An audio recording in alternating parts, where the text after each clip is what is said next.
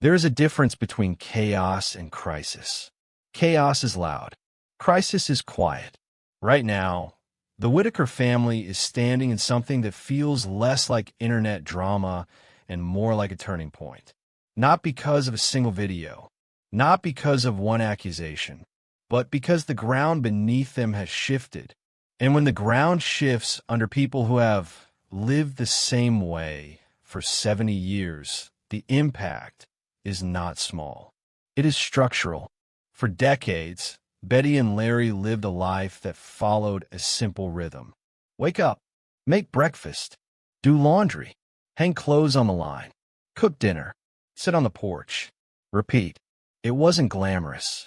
It wasn't modern, but it was familiar. Familiarity is a form of safety. The world later saw that porch and judged it. The yard, the house, the peeling paint, the clutter, the laundry lines always full. But what most people missed was routine. Betty's mornings were predictable. She said it herself more than once. She cooked breakfast. She did laundry. Every day.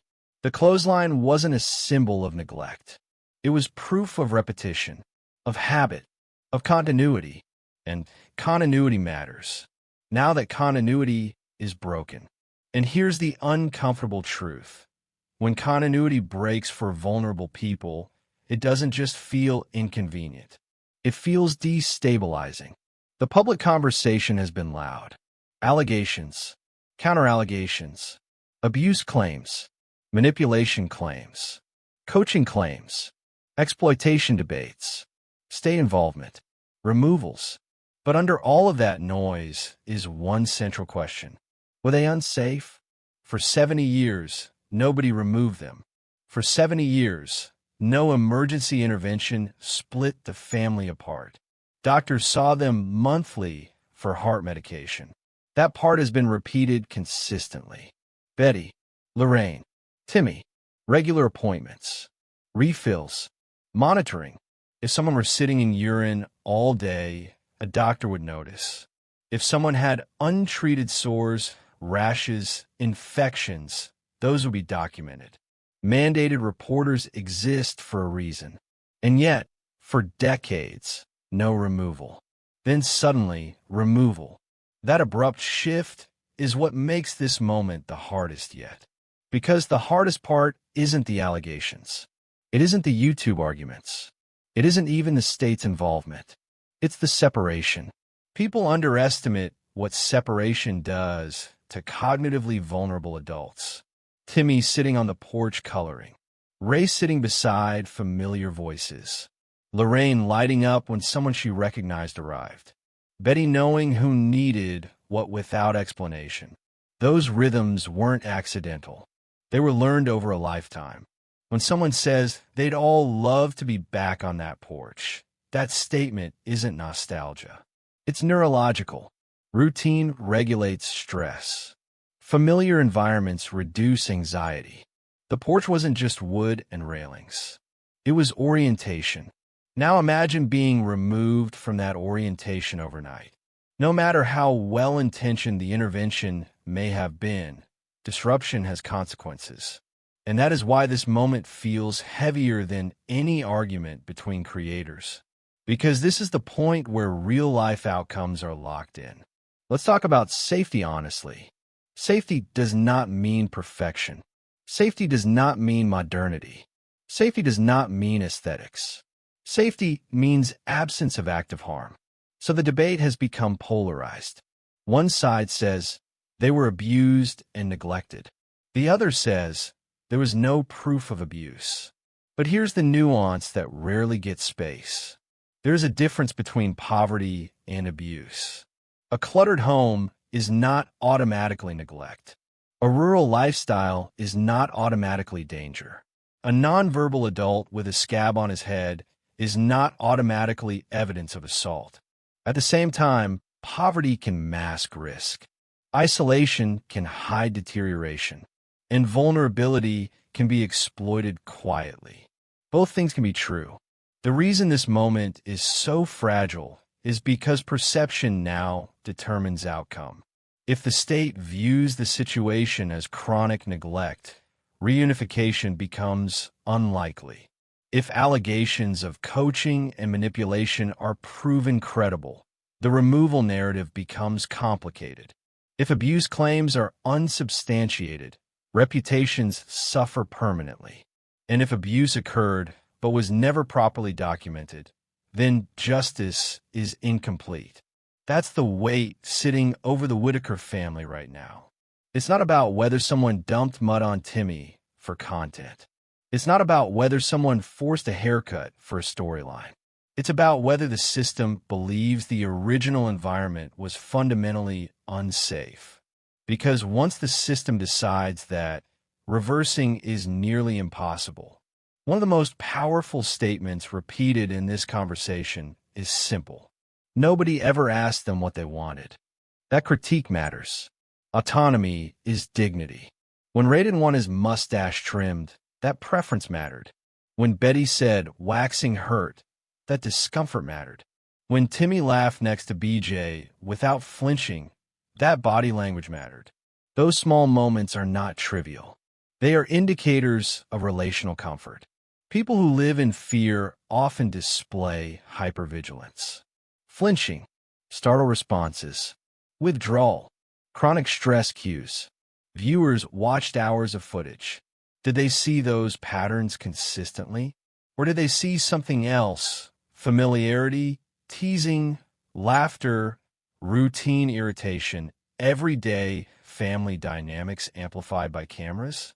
This is where the narrative fractures. Some believe urgency was manufactured. Some believe emergency was real. Some believe coaching occurred. Some believe protection was necessary. And now the consequences are irreversible in the short term. The siblings are not home. Betty does not have the comfort of checking on them nightly. Larry does not know how they are sleeping. That uncertainty alone is psychological punishment. Even if the new placements are objectively cleaner, safer, medically supervised, the emotional toll of removal cannot be dismissed. The porch was not just a setting. It was an anchor, and anchors, once cut, are not easily reattached. There is another uncomfortable dimension.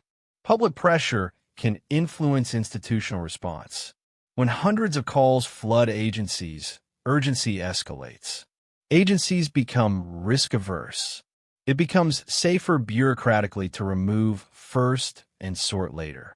No official wants to ignore potential neglect and be wrong. So what happens when urgency is amplified online? Institutions respond. But institutional responses are blunt instruments. They do not account for nuance. They do not parse YouTube drama. They evaluate risk on paper.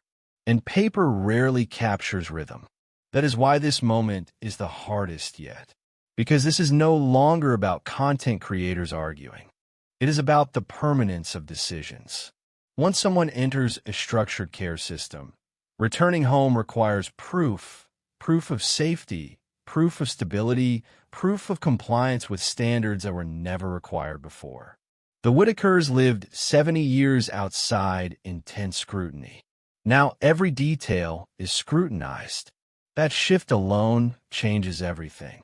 And there's a final layer most people aren't discussing.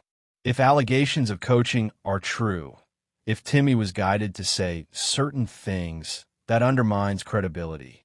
But if coaching did not occur and reports were authentic, dismissing them as scripted is equally harmful. Either way, the truth matters. Because the truth determines whether this family is reunified or permanently separated. And right now, the truth is buried under opinion. The hardest moment isn't loud. It's waiting. Waiting to see whether removal becomes permanent. Waiting to see whether public interest fades. Waiting to see whether institutions reassess. Waiting to see whether the porch remains memory or becomes possibility again. And that waiting is heavier than any live stream argument. Comment one word: reunite or reform. When families fall under public scrutiny, the loudest argument usually wins. But institutions don't operate on volume. They operate on documentation. And right now, Documentation is what decides the Whittakers' future. There's a critical shift that happens the moment authorities intervene in a household. The story stops being emotional and becomes procedural. It's no longer about who feels betrayed, who feels misunderstood, or who believes they were right. It becomes about standards. Minimum standards of care, minimum standards of supervision, minimum standards of safety. If a state agency determines that a home environment fails those standards, even once, the burden flips. It's no longer the agency proving danger. It's the family proving safety. That reversal is enormous. For 70 years, Betty operated without formal oversight. She cooked. She cleaned. She washed clothes daily. She kept routines. She managed medications. She transported siblings to doctors monthly. Whether someone agrees with her methods or not, she was the system. Now she is not. Now there are forms, assessments, reports, case notes, risk evaluations.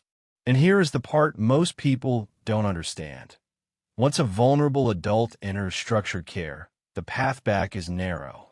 It requires demonstration of change, improved housing conditions, verified stability, clear boundaries with outside influences, defined caregiving roles, compliance with oversight, even if abuse was never proven, even if neglect was exaggerated. The standard becomes higher than it ever was before. And that's why this moment feels so heavy, because what once was informal is now institutional. Let's address the tension directly. There are two competing narratives about what led to intervention. Narrative 1 says, there were credible concerns of abuse and neglect. That removal was protective and overdue. Narrative 2 says, urgency was manufactured, allegations were coached, and public pressure triggered an overreaction. Both narratives have traction, but neither narrative alone explains the complexity.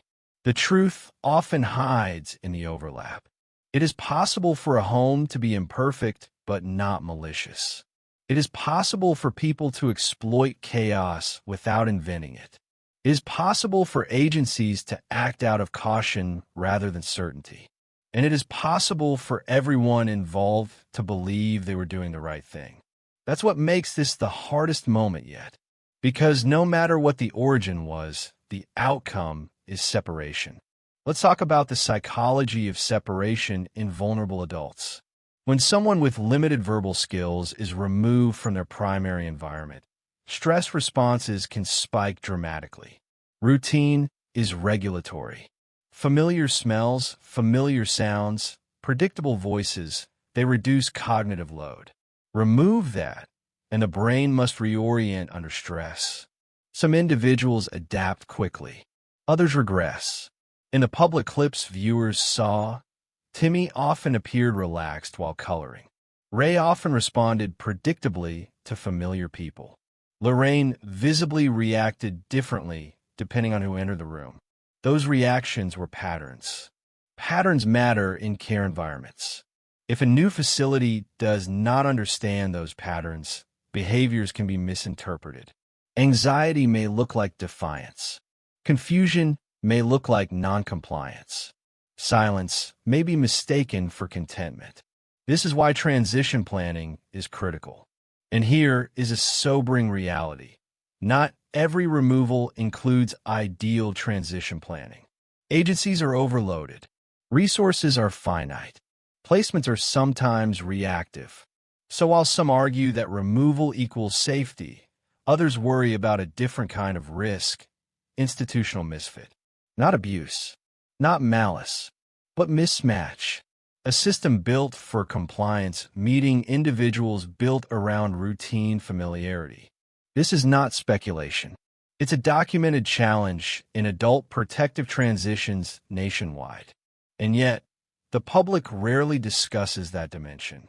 Instead, the debate remains binary. Safe before, unsafe before, victims, not victims, manipulated, not manipulated, but complexity resists binaries. Another overlooked factor is power redistribution. When Betty managed the household, authority was localized, informal, relational. After removal, authority shifts outward. Case managers, state officials, medical providers. That redistribution of power changes everything. Betty can no longer check on Ray's sleep at night. She cannot confirm Timmy's medication timing. She cannot interpret Lorraine's subtle cues. That loss is not symbolic. It is functional. At the same time, agencies now carry legal responsibility. They are liable for outcomes. That liability makes them cautious. Caution often translates into restriction.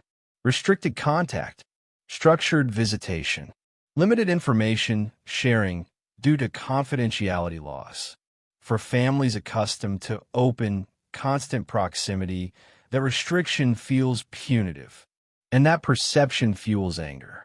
Anger fuels narrative battles. Narrative battles fuel online escalation, which circles back to the beginning. Public scrutiny complicates institutional decisions. If agencies perceive ongoing public volatility, they may become even more cautious about reunification. Stability is part of assessment. If the environment remains entangled in controversy that may be interpreted as risk, that's the hidden chain reaction. Public noise can indirectly affect private outcomes. Now, consider this. If abuse was indeed fabricated or exaggerated through coaching, then removal is built on unstable ground. But if coaching accusations are themselves deflection, then dismissing reports becomes dangerous. This is why documentation matters more than emotion. Video clips of alleged coaching exist. Interpretations vary. Some see scripting, others see clarification attempts. Context matters, but agencies do not rely on YouTube clips alone. They conduct interviews separately. They evaluate consistency. They assess cognitive capacity. If Timmy repeated allegations in structured interviews, that weighs differently than a single filmed exchange. The public does not have access to that full record, and that absence of visibility breeds speculation. Speculation is combustible. What remains undeniable is this. Once a case reaches this level, returning to the exact previous state is rare. Reunification, if it happens, would likely come with conditions. Home inspections, regular welfare checks, defined guardianship clarity, potential limitations on outside filming. Which brings us to another sensitive element, content. When vulnerable adults become subjects of online storytelling, boundaries blur. Consent becomes complicated. Capacity matters. Financial incentives exist. Some argue exposure brought help. Others argue exposure destabilized everything. Both arguments hold weight. Exposure increased donations. Exposure increased scrutiny. Exposure increased calls to authorities. Exposure is neutral in theory. Its impact depends on execution. Now the family stands in the aftermath of that exposure.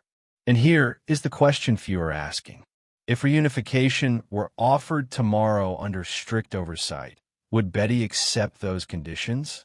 Would she agree to inspections, to documentation, to structured boundaries, to limited outside involvement? Because safety in 2026 looks different than safety in 1996. Standards have evolved. Expectations have shifted. The porch alone may no longer be enough. This is not a moral judgment. It is a regulatory reality. The hardest moment, yet is not dramatic, is bureaucratic. Paperwork determines proximity. Assessments determine access. Compliance determines reunification timelines. And while the internet debates motives, agencies assess risk. Meanwhile, the individuals at the center, Ray, Lorraine, Timmy, experience the consequences in silence.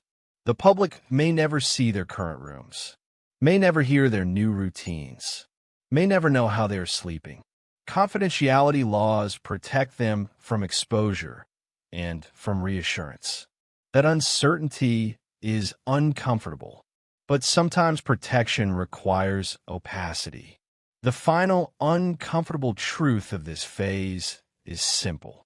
No matter what narrative prevails online, the next chapter will be written by institutions, not creators. And institutions move slowly. Comment one word that you believe matters most right now. Stability, truth, oversight, or family. When a family reaches this level of scrutiny, the fight is no longer just about what happened. It becomes about what can be proven next. And that's where the Whittakers situation turns from emotional to strategic. Because after removal, after investigations, after viral debates and accusations, there's only one path forward that actually changes outcomes: measurable stability. Not opinions, not loyalty, not who believes whom. Measurable stability. Let's break down what that really means. If Betty and Larry ever hope to regain proximity, influence, or even consistent contact with Lorraine, Timmy, and Ray, the state will not be persuaded by sentiment. It will be persuaded by documentation. Housing stability, financial clarity, medical compliance, absence of high-risk individuals, reduced volatility. Every one of those categories becomes a box that must be checked. And here is where the situation becomes delicate, because the Whittakers' environment has never been simple. It has been layered with poverty, isolation, limited education, addiction history within extended family, outside creators filming, fundraising disputes, and public arguments about who is helping and who is exploiting. From an institutional lens, that is instability, not necessarily criminal instability, but environmental instability. And environmental instability is enough to trigger caution. Now, consider the optics. Agencies do not want to remove vulnerable adults and then return them to an environment that looks unchanged. They need to demonstrate progress. Progress must be visible, which means if reunification is ever on the table, the home environment would need to look materially different than it did before. That may include structural repairs, clear sanitation standards, defined sleeping arrangements, medication management documentation, absence of chaotic third-party involvement. That last point matters more than people realize. Third-party involvement. If individuals with public controversies, ongoing disputes, or potential investigations remain heavily connected to the household, agencies may interpret that as ongoing risk exposure, even if those individuals claim to be helping. Perception matters. Documentation matters more. Let's talk about the psychological weight of this moment on Betty specifically. For decades, she was the central caregiver. Caregiving becomes identity. It structures your day. It structures your purpose. It structures your sense of worth. When that role is removed suddenly, especially in later life, it can create disorientation. Grief doesn't always look like crying. Sometimes it looks like anger, or defensiveness, or withdrawal. Now imagine grieving while being publicly analyzed. Every statement dissected, every facial expression interpreted, every past decision judged. That pressure doesn't just affect emotions. It affects decision-making. And decision-making right now must be precise, because any public misstep can be used to justify institutional caution. Now, let's address the question that keeps resurfacing in different forms. Were they safe before? Safety is a layered concept. Physical safety, medical safety, environmental safety, psychological safety. It is possible for one layer to be adequate while another is weak.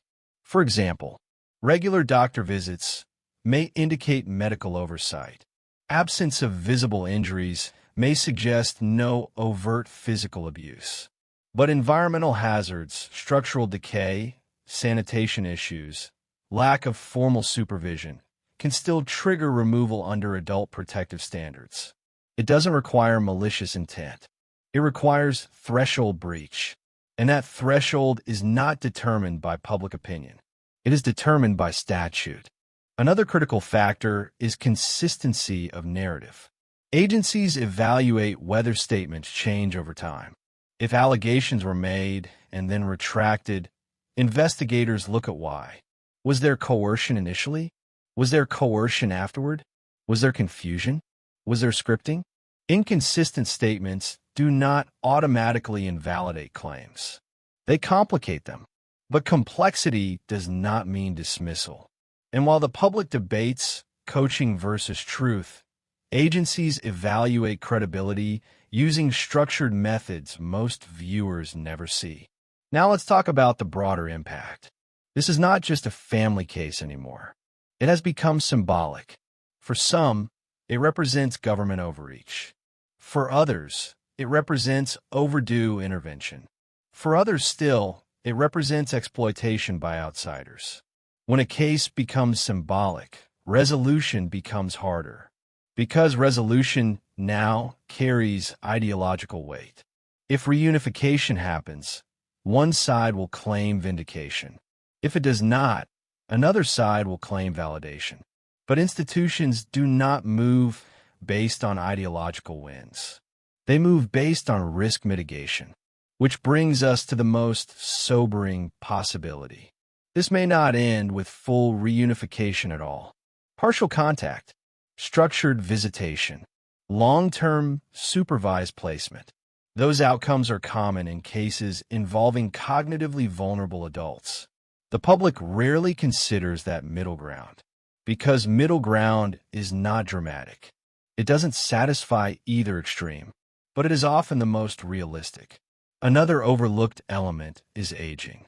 Betty is in her 70s.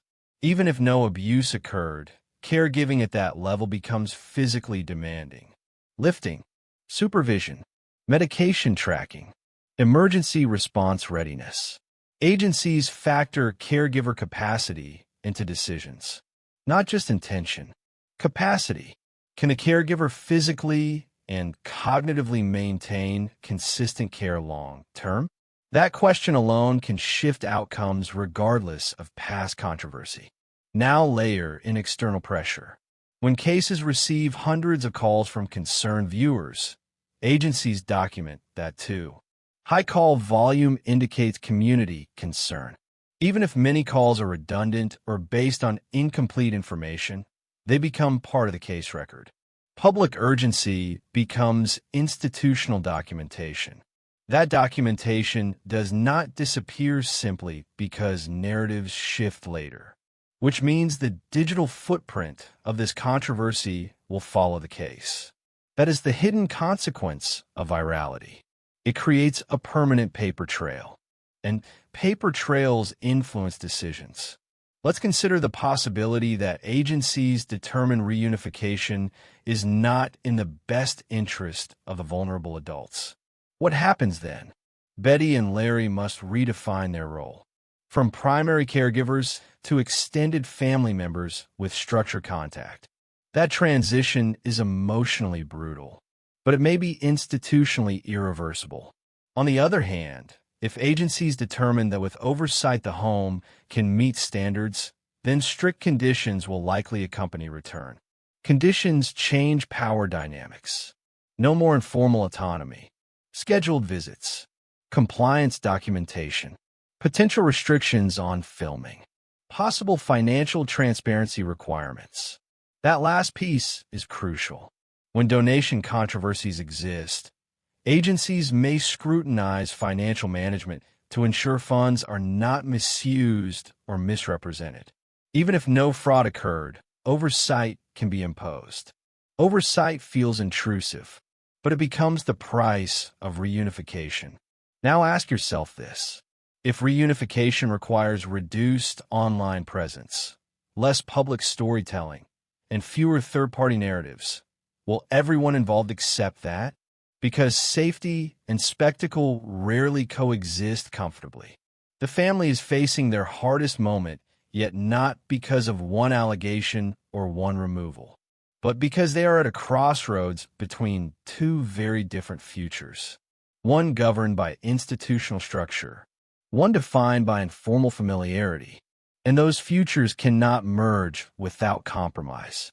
The public can debate motives. Creators can debate narratives. Supporters can debate fairness. But the only debate that matters now happens behind closed doors, in case reviews and risk assessments. The final question in this phase is not, who is right? It is, what environment can withstand scrutiny? And that question will decide everything that comes next. Comment one word that you believe determines the Whittakers' future right now. Capacity, documentation, trust, or change. At some point, every public controversy reaches a quiet phase. Not because the emotions disappear, not because the arguments are resolved, but because the real decisions move behind closed doors. That's where the Whittakers are now. The cameras are no longer the center. The live streams are no longer the battlefield. The comment sections are no longer the deciding factor. What matters now is assessment. And assessment is methodical. When adult protective systems evaluate a case like this long-term, they look at 5 core pillars: environmental stability, caregiver capacity, vulnerable adult functioning, risk exposure, sustainability. Let's walk through them. Environmental stability means more than, is the house standing? It means, are utilities reliable? Is sanitation consistent? Is there safe food storage? Is there structural safety? Is there space appropriate for supervision? This isn't about aesthetics. It's about predictability. Institutions favor environments where nothing unexpected can escalate quickly. Next, caregiver capacity. Even if Betty's intentions were always protective, agencies must ask whether she can physically and cognitively manage ongoing care. Age matters. Fatigue matters. Stress matters. Public controversy matters. Caregiving under pressure is not the same as caregiving in quiet isolation. Then there's vulnerable adult functioning. Lorraine, Timmy, and Ray are not identical in needs. Each has different levels of communication, medical management, and behavioral support requirements. Agencies evaluate whether those needs can be met without specialized structure. And here is where emotion collides with policy. Love is not a substitute for clinical support. Attachment does not replace documentation. Then comes risk exposure. This is the pillar most viewers underestimate. Risk exposure includes who has access to the home, who influences decisions, who handles money, who communicates publicly on their behalf. If that list includes individuals currently under scrutiny, controversy, or investigation, agencies take note. Not because guilt is proven, but because risk must be minimized. Finally, sustainability. Even if today looks stable, can stability last? Can the home function 6 months from now, a year from now, 3 years from now? Institutions plan long-term. The public reacts short-term.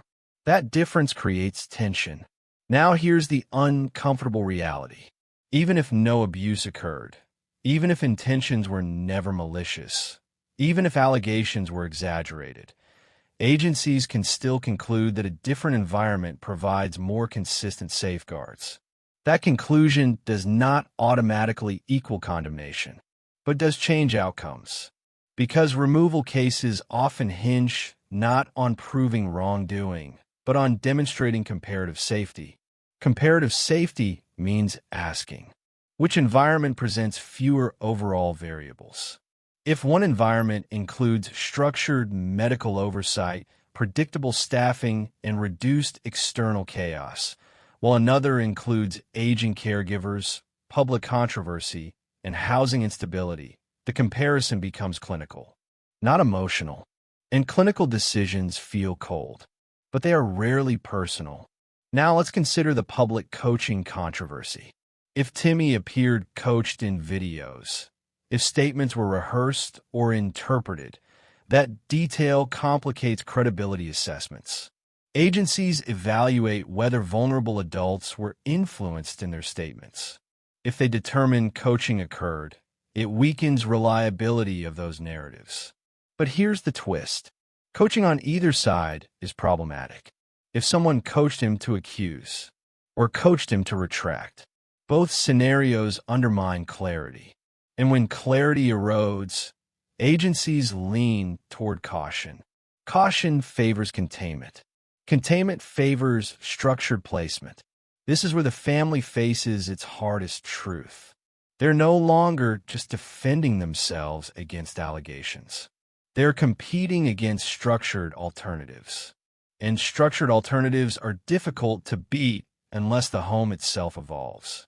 Evolution requires documented improvement, transparent boundaries, reduced volatility, formalized roles, not just promises, not just emotional appeals. Now let's address something else quietly influencing outcomes. Public fatigue. When a case generates repeated controversy, creator disputes, donation debates, drug allegations, criminal record accusations, live stream conflict, institutions may view the environment as chronically unstable. Even if the vulnerable adults are not directly participating in the chaos, proximity to chaos matters. Because instability can become ambient. Ambient instability increases long-term risk. Now consider the scenario where reunification never happens. What does that look like? Betty and Larry remain family, but not primary caregivers. Contact becomes structured. Visitation may be supervised. Updates may be limited. And the public, which once felt deeply involved, receives less access. That will frustrate some viewers. But confidentiality is not punishment. It is protocol. If reunification does happen, it will likely come with strict conditions. Possible restrictions on filming, mandatory medical compliance, financial transparency, routine welfare checks, clear limits on third-party involvement. Those conditions change the dynamic forever. The porch may look the same, but the rules will not. And here is the emotional center of all this. For decades, the Whittakers lived largely unseen. When the world finally saw them, help came. But so did scrutiny, and scrutiny never leaves quietly. Whether they reunite or remain separated, the original life, the one without oversight, without viral debate, without intervention, is gone. That chapter has closed. The next chapter is governed by structure. And structure feels restrictive to people used to autonomy. But structure also prevents collapse. The family is facing its hardest moment not because of one accusation, but because every outcome now carries consequence. Return means oversight. Separation means grief. Public silence means safety but loss of connection. Public involvement means risk. There is no outcome without cost. And that is the quiet truth behind all the noise. So now the question isn't, who wins? It's, what version of stability can withstand scrutiny? Comment one word that describes what you believe matters most in this next phase. Oversight, reunification, structure, or closure.